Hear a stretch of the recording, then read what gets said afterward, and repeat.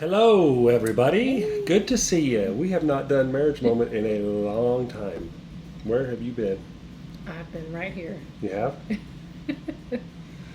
Anyway, we're back. And a long, long time ago, we started going through these books together. Let me put my hammer down. Started going through these books for men only and for women only, and today we are on the second to last chapter of For Men Only. If you've missed some of these, if you don't know what's going on and you just clicked on this video, I'm Jason. This is my wife Renee. We've been married for 33 years. We are not marriage experts, not marriage counselors, but we do value marriage. It's our most important possession is our marriage. And we value yours, and we want you to have the best marriage you can have. So we kind of put together these videos starting in COVID era, and we just continue them. Anyway, we're going to continue this book. You can go back and find all the other chapters we've talked about so far. But this one today is very profound. I think it's important for the guys to understand. Yeah. And it's actually something, I don't think I told you this, it's actually something that we are going to talk about on Wednesday night, 2 Wednesdays from the time this video is being filmed, in a series we're doing called Things You Won't Hear on Sunday Morning that we do on Wednesday night, because if it's on Wednesday night, you can't hear it on Sunday morning. Right. You get that? Mm-hmm. And we're spending this first semester just talking about family, and the first half of the semester talking about marriage. And part 2 is this Wednesday, and then part 3 is next Wednesday. And we're actually going to hit some of this in greater detail on part 3, which is called God Honoring Sex. So I hope you'll show up for that. Those are not on video, but they might be. Yeah. You might be able to find those later, just not now. Anyway, the title of today's chapter is The Girl in the Mirror. And I just want to read the subtitle because it kind of sets it all up. What the little girl inside your woman is dying to hear from you, and how to guard your answer well. Yeah. So again, this book is just for men. It's giving us a perspective into our ladies' lives and hearts and emotions and just the way they think. And so this one, there's something going on in you as an adult woman, been married to the same weirdo for 33 years. Not much we haven't faced in life together, but there's something in you. There's a voice inside of you. There's a need inside of you. What is it? So the author started out sharing a little story about his daughter when she was a little girl, that she got this cute little dress that mom got her, and it would twirl. It would go up when she twirled. And what she would do for Daddy was twirl for him and say, Daddy, do you like my dress? Do you think I'm pretty? And so when we think about that little girl inside the wife is always dealing with that question, even though it seems so silly, that we want to know if we're still pretty and am I beautiful to you, my husband. That's the qualifier, and the thing we need to make sure everybody hears is the voice inside your lady is not asking, does the world think I'm pretty? Right. The voice inside your lady is asking, does my man think I'm pretty? Your wife wonders and longs to know if you find her to be your standard of beauty. Yeah, and so I think it's really important for men to understand it's not that we wonder every once in a while. It's that we wake up with this question and this insecurity every day, and that culture, today's culture, this may not have been true years and years ago, but today's culture with social media, TV, movies, constant pressure is put on a woman, especially a woman, not so much a man, I think, but especially a woman, that we need to look younger, we need to look better, we need to look right, we need to look sexy, we actually need to look perfect. And we have that, we're just bombarded with that at all times. I don't think most men, I'm not saying I do, I don't think most of us realize the pressure that our culture puts on you as women. And it's not a fair fight. It's just not. You are surrounded, you're bombarded with those ideas. Yeah. So the whole bottom line for this part of this whole chapter is that a man as a husband can either build up his wife in this area, or tear her down, and he may not even realize that he's tearing her down.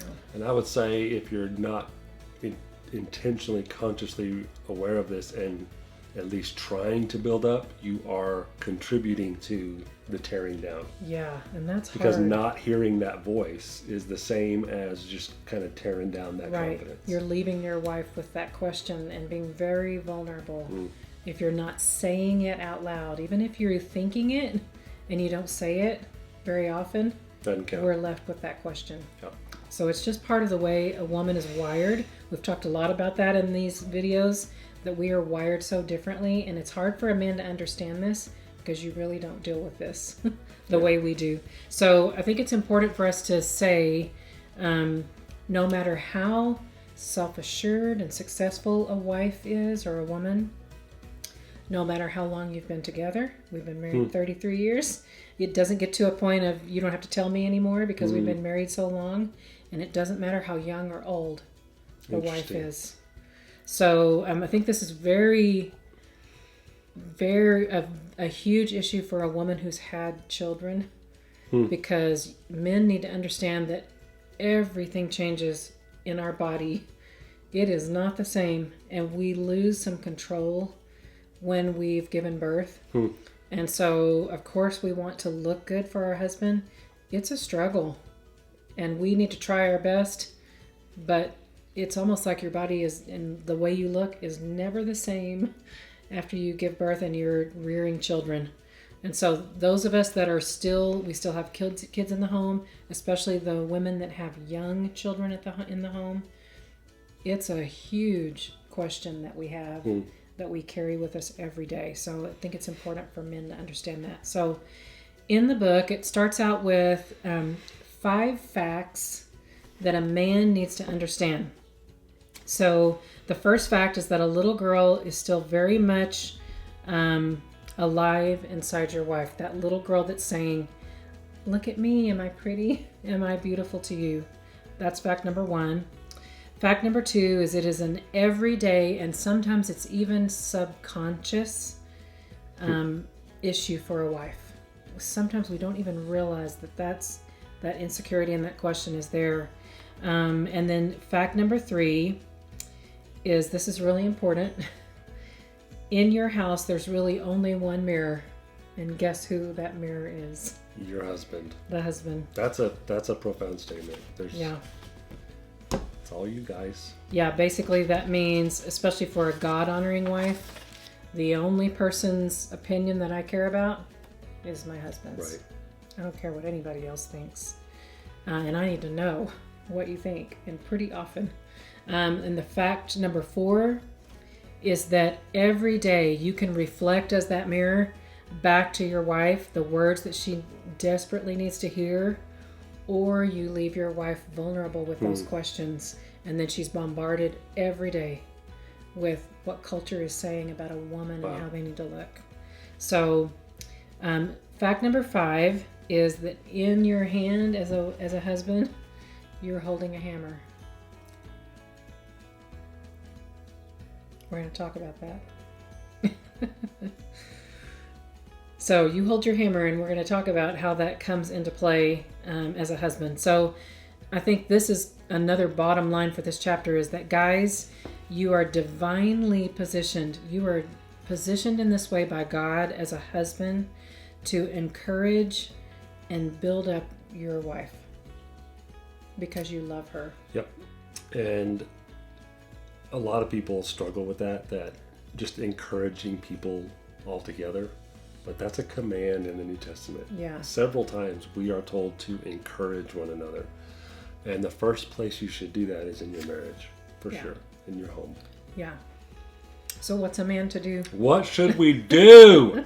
What do we do with this little girl who's secretly hiding inside our wives? How do we make that little girl feel pretty? Yeah, so you need to say it. Say it. You need to tell your wife that you think she's beautiful. Tell her when you think she looks so nice when she's gotten dressed up. And there was one little part in the book that said there's a 30-second rule. 30 second. That was one of the things I wanted to talk about, was when your wife is getting ready and she's frustrated and I don't have anything to wear and just going through all those different things. that's a reflection of the little girl inside of you. Yeah. But then this lady said, when I get dressed and we're headed out, there's a 30-second window, and if he doesn't say anything in that 30 seconds, then I'm left wondering. Yeah. And it's That's a big brand insecurity. new thought for me. 30 seconds. Yeah. 30 seconds. So we want to hear that Holy you think moly. you think we're That's beautiful. a lot of pressure. I know. You think we're beautiful. You think we look nice, and that, And you got 30 seconds. yes.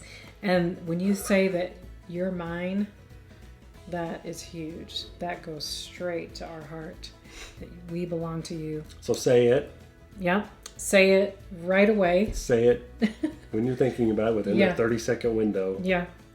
And you need to erase from your responses that you look fine. Like when we ask, what do you think about this outfit? Do these pants make me look okay? Are these shoes good? Do you like Don't this color? say you look fine. Right. Just like when a guy asks his wife, "Are you okay?" and the wife says, "I'm fine." Yeah. We all know it's not fine. Yeah. So don't use that word. Don't use that word. It just doesn't work. It's a cop out. Yeah. So you need to understand, men, part of this is that her real question that she's wondering is, do I still rock your world? That's what we want to know. And we need you to answer that for us often. Within 30 seconds. And not just every once in a while. It needs to be often. We have this insecurity every day. So this one was a big one. If your wife wants to improve and maybe wants to lose some weight, wants to exercise, wants to just be healthy, that you need to be supportive of the things that she wants to do to improve herself. And you want to keep affirming the things that you find beautiful about her, including that it's not just about how we look on the outside, Right. that we're a lovely person on the inside to you, Yep. if that's true. We don't want this to be Fake. ingenuine. Yeah, Right. if you don't feel that way, I want to do whatever I can to help be that for you. I'm going to need you to tell me. Right. That's important. So there was one thing in here, because there are some women who want to say, no, they don't want to take that compliment. Like the husband said, "Man, you look really nice today." Don't ladies say, "Oh, no." Well, if a lady is saying that and not taking that compliment, a man needs to understand that We that's... push back. Yeah, that's actually even showing a sign that they have an even more need, a desperate need to know that you think they're beautiful, and you don't let them say, no, I'm not, like some women do. And this may be a hard one for men, especially if you're on a budget, a tight budget, if you've got young kids at home, or even high schoolers that you're having to pay for cell phones and cars and insurance and so much, and you have a tight budget.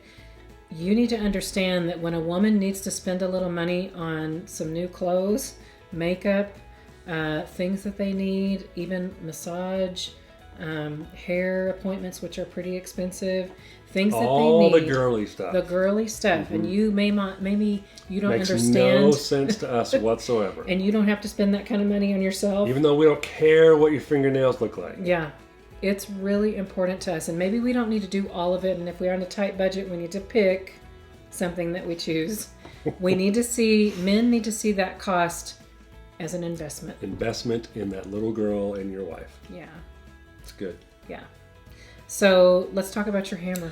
I have my hammer. I'm just noticing that the last time I used my hammer, it must have been to dig because there's dirt in my claw. That is not a proper use of a hammer.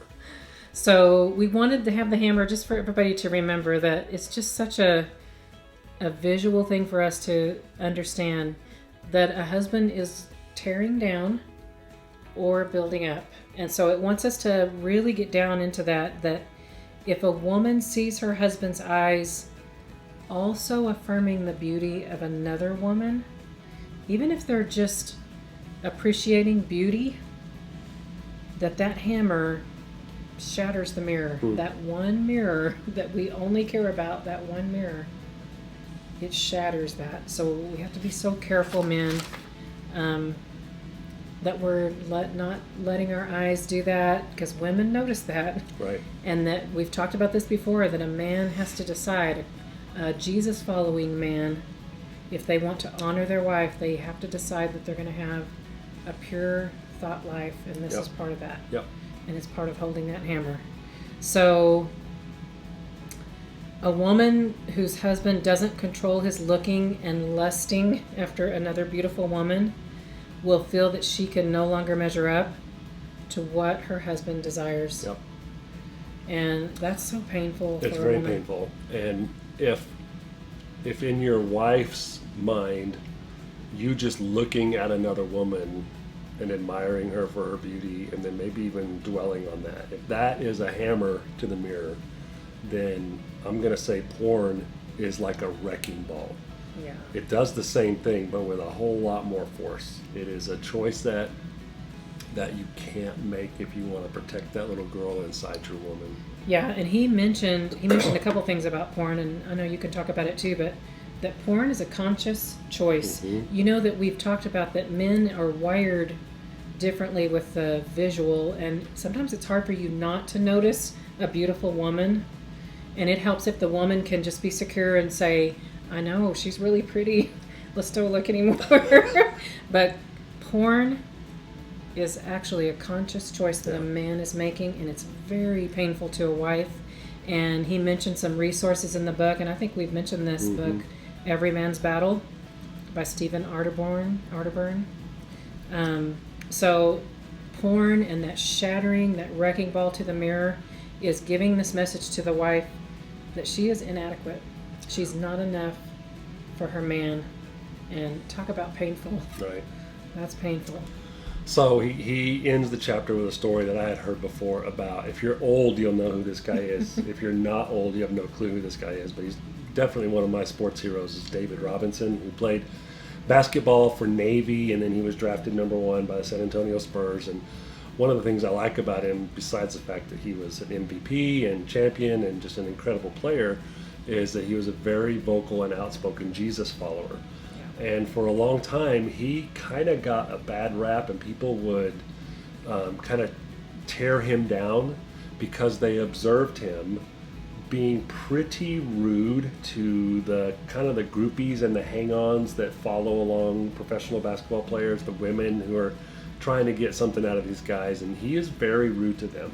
And somebody who knew that he was a Christian observed him being rude to these women over and over and over again, and kind of called him out on it. And he would even sit, the book said he would sit at halftime and just stare at the floor while the cheerleaders were gyrating on the at the halftime show. And he said, yeah, I am intentionally rude to those women. I want to shut them down and not give them any idea that they have any chance with me, because I'm a happily married man and I want to honor my marriage. And he said, if any woman's feelings are going to get hurt by my behavior, it's not going to be my wife's. Yeah. That is so big. That is so profound. Yeah, and so the author gave that story, and then he said he is the perfect example of a protector and a hero for a wife. When you talk about the hammer that you hold as a man, we need you to protect us for that and to be our hero. And that is a perfect example. It's on us, guys. Yeah. We can build up or tear down, and we got 30 seconds to do it, so get after it. That's it. That's good. Yeah.